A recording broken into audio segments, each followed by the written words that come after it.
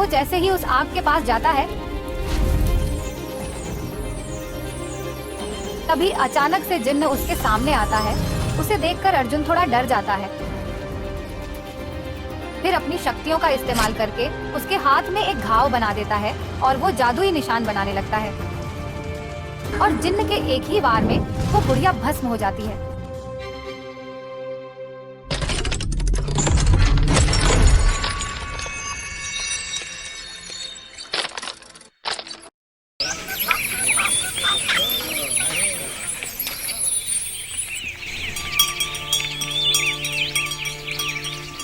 मदनपुर नाम के एक छोटे से गांव में एक बहुत ही सुंदर बाग था, लेकिन कोई भी गांव वाला उस सुंदर बाग में जाने से डरा करता था। उनका मानना था कि अक्सर बाग के उस पार वाली गुफा के अंदर से किसी जिन्न की आवाजें आती हैं, जो आते जाते लोगों को आवाजें देता है। इससे गांव वाले बहुत डरा करते थे। एक दिन गांव के दो युवक खेत पर आपस में बात कर रहे थे। कल मैं उस बाग की तरफ गया था। वहां पेड़ से उस जिन की वही डरावनी आवाजें आ रही थी। अरे क्यों भाई, क्या करने गए थे तुम वहाँ? क्या तुम्हें पता नहीं बाग के पास वाली गुफा में जिन रहता है? वो तुम्हें कहीं कुछ कर देता तो आइंदा फिर उस बाग की तरफ मत जाना। तभी वो वहाँ से बात करते हुए खेत से चले जाते हैं। अगले दिन गांव का एक लड़का विजय अपने दोस्त से कहता है, यार इस गुफा में से आवाजें कौन देता होगा? मुझे इसके पीछे जरूर कोई राज नजर आता है। विजय भैया, जो भी हो लेकिन उस गुफा के अंदर मत जाना। हाँ, सुना है वो जिन बहुत खतरनाक है। वो अगर कुछ कर देगा तो? लेकिन इस गुफा का रहस्य तो मैं जान कर रहूंगा। सब गांव वाले डर के साए में आखिर कब तक रहेंगे?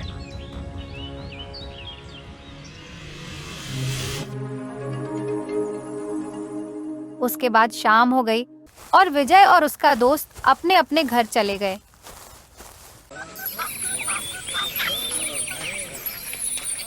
अगले दिन सुबह सारे गांव में सन्नाटा था और विजय के घर के बाहर उसकी लाश रखी हुई थी। सब रो रहे थे। शाम को बस ये बोल कर घर से निकला था कि आज एक रहस्य से पर्दा उठाने जा रहा हूँ। मेरे विजय की बहादुरी उसे ले डूबी। हाय मेरा बच्चा। हो न हो ये उस गुफा वाले जिन ने ही किया है। हाँ।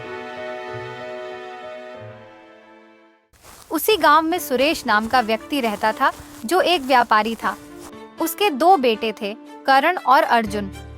वो दोनों बार बार उस बाग में जाने की कोशिश करते थे, मगर सुरेश उन्हें पकड़ लेता था।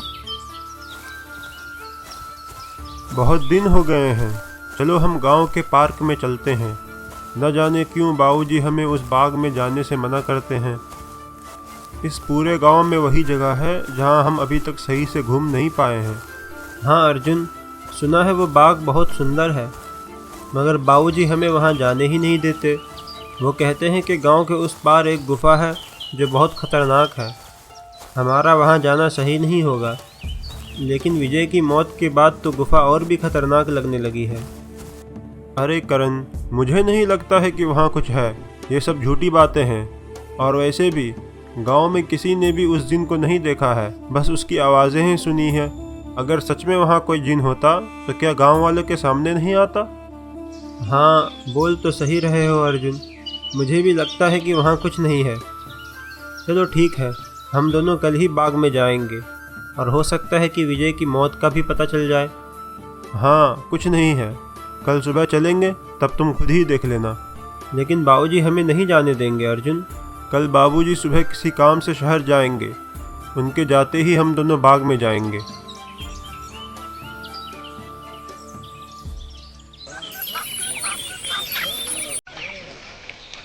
देखो, मैं शहर जा रहा हूँ। तुम दोनों अपना ख्याल रखना। और उस बाग में तो बिल्कुल मत जाना। वो जगह अच्छी नहीं है। कोई भी गांव वाला वहां नहीं जाता है। पता है ना, विजय भी वहीं जाने से मारा गया था। ठीक है बाबूजी, हम उस बाग में नहीं जाएंगे। सुरेश वहां से चला जाता है।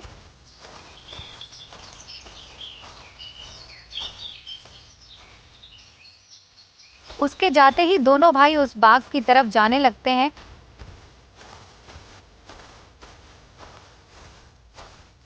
थोड़ी दूर चलने पर अर्जुन और करण देखते हैं कि दो चोर आपस में बातें कर रहे होते हैं। अरे भाई, हम ये सही कर रहे हैं क्या? गांव वाले तो कहते हैं उस गुफा में जिन रहता है। जो लोगों को आवाज़ें लगाता है। मुझे नहीं लगता है कि ऐसा कुछ है। वो गुफा गांव के सरपंच की है। मुझे तो लगता है उसमें बहुत सारा ख़जाना होगा। सब गांव वालों को डराने का बहाना है। आज चलकर देख ही लेते हैं उसमें ख़जाना है या जिन। अगर ख़जाना निकल गया तो हम तो माला माल हो जाएंगे। इसके बाद वो दोनों गुफा की ओर जाने लगते हैं। उन्हें गुफा की ओर जाता देख करण और अर्जुन भी उनके पीछे जाने लगते हैं।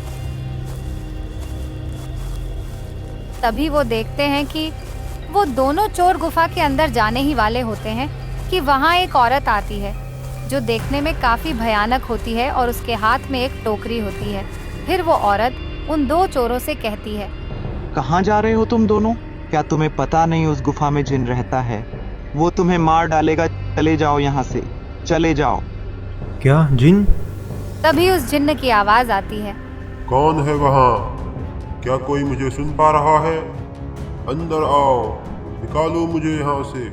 जिन्न की ऐसी डरावनी आवाज सुनकर वो दोनों डर जाते हैं और वहाँ से भाग जाते हैं। इसके बाद वो औरत वहाँ से चली जाती है। मुझे बहुत डर लग रहा है। मैं नहीं जाऊंगा इस गुफा में। मुझे लगता है कि वो सच बोल रही है। वो जिन हमें मार डालेगा। मैं नहीं जाऊंगा। ठीक है, तो मेरा इंतज़ार करना। मैं जानना चाहता हूँ कि उस गुफा में कोई जिन है भी या नहीं। इसके बाद अर्जुन अकेले ही आगे चलता है। अर्जुन चलते चलते उस गुफा के पास पहुंच जाता है। तभी उसे एक आवाज सुनाई देती है जो काफी भारी होती है। ऐसा लगता है जैसे किसी रोते हुए इंसान की आवाज हो। मुझे यहाँ से बाहर निकालो। मैं इस गुफा में बरसों से कैद हूँ। निकालो मुझे यहाँ से। अर्जुन बड़ी हैरानी से वहीं खड़ा हो जाता है। कौन हो तुम और क्यों मुझे आवाज़ लगा रहे हो? क्या तुम वही जिन हो जिसके बारे में गांव वाले बात करते हैं? क्या सच में तुम यहाँ इस गुफा में हो? हाँ, मैं जिन हूँ। मैं कई सालों से इस गुफा में कैद हूँ। मेरी सहायता करो लड़के। मेरी बात मानो। मैं तुम्हें कोई नुकसान नहीं पहुँचाऊँगा। तुम मुझे इस गुफा से आज़ाद कर सकते हो। इसके बाद मैं यहाँ से हमेशा के लिए चला जाऊँगा। मेरी सहायता करो लड़के, मेरी सहायता करो। क्या सच में तुम यहाँ से हमेशा के लिए चले जाओगे? मैं तुम्हारी सहायता ज़रूर करूँगा। मुझे क्या करना होगा बताओ मुझे।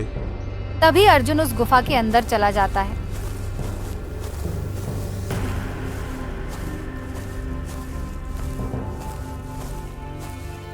जैसे ही वो अंदर जाता है एक बहुत बड़ी अजीब सी परछाई उसे नजर आती है जो देखने में बहुत ही डरावनी होती है। आओ लड़के, तुम्हारा जिन की इस गुफा में स्वागत है। मैं कई सालों से इस गुफा के बाहर आते जाते लोगों को आवाज़ें लगाता हूँ। सब गांव वाले डरकर भाग जाते हैं। कोई भी गांव वाला इस गुफा में आने की हिम्मत नहीं कर पाता है। लेकिन तुम बहुत ही बहादुर हो लड़के, जो इस गुफा में अकेले चले आए हो। क्या तुम जिन हो? नहीं, मैं जिन नहीं हूँ लड़के। मैं उस जिन की परछाई हूँ। मैं इस गुफा के कैद खाने में बरसों से कैद हूँ। मैं बाहर नहीं निकल सकता। जिन, मुझे बताओ कि तुम इस गुफा में कैद क्यों हो? क्या तुम्हारे आज़ाद होने का कोई रास्ता नहीं है? रास्ता है और तुम उस मार्ग तक पहुंच सकते हो, लेकिन इसके लिए तुम्हें इस गुफा के तहखाने में मेरे पास आना होगा।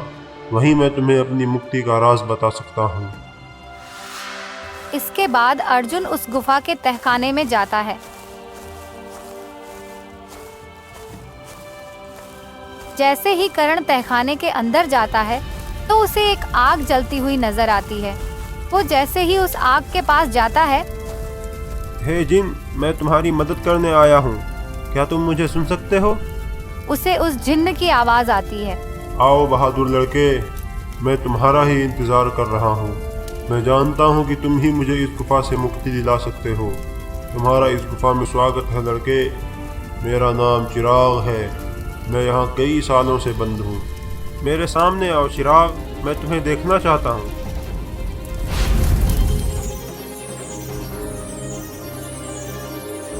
तभी अचानक से जिन्न उसके सामने आता है। उसे देखकर अर्जुन थोड़ा डर जाता है। देखो, तुम डरो मत लड़के। मैं तुम्हें कुछ नहीं करूँगा।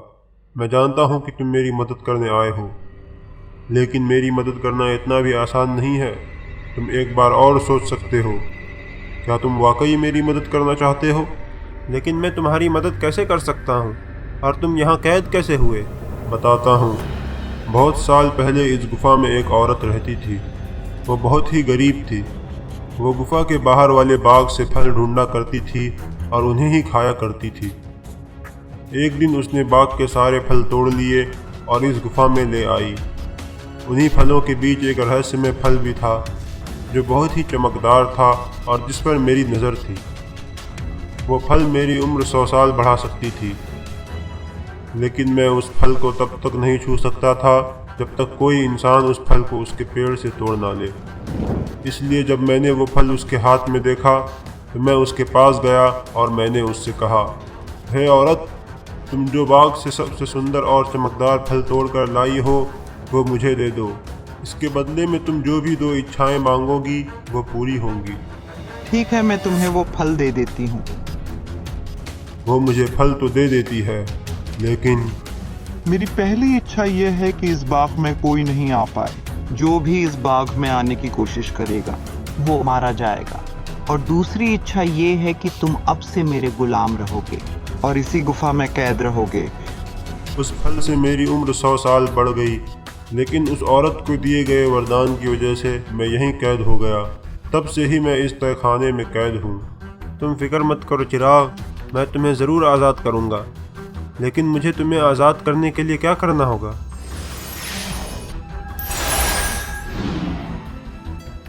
तुम्हें इस जादुई निशान को अपने खून से बनाना होगा, लेकिन इस प्रक्रिया में तुम्हें बहुत तकलीफ होगी।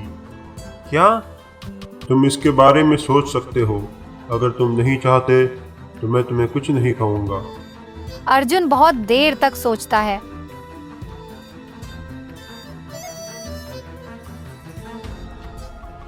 क्या तुम कुछ कर नहीं सकते?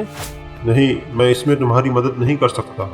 नहीं, मेरा मतलब है ऐसा कुछ जिससे मुझे ज़्यादा तकलीफ ना हो। हाँ, मैं तुम पर दर्द कम करने वाला जादू कर सकता हूँ। हाँ, यही तो मैं कह रहा था। फिर जिन्न उस पर दर्द कम करने वाला जादू कर देता है। फिर अपनी शक्तियों का इस्तेमाल करके उसके हाथ में एक घाव बना देता है और वो जादुई निशान बनाने लगता है। कुछ देर बाद जिन्न कहता है, अब मैं इस खून का इस्तेमाल अपनी कैद को तोड़ने के लिए करूँगा। मैं इसे जल्दी करने की कोशिश करूँगा। जिन्न ये जादू कर ही रहा था कि वो बुढ़िया आ जाती है। वो बुढ़िया अर्जुन की तरफ भागती है, लेकिन तभी जिन्न अपनी कैद से आजाद हो जाता है और जिन्न के एक ही वार में वो बुढ़िया भस्म हो जाती है और अर्जुन दर्द की वजह से बेहोश हो जाता है। कुछ देर बाद जब अर्जुन को होश आता है, तुम्हें होश आ गया लड़के?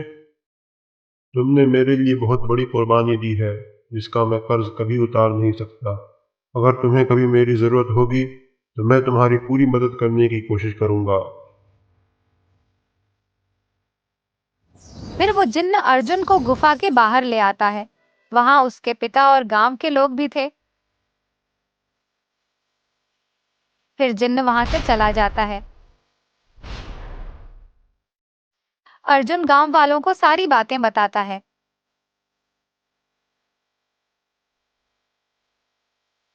इसके बाद गांव वाले बिना डरे हंसी खुशी उस गांव में रहने लगते हैं।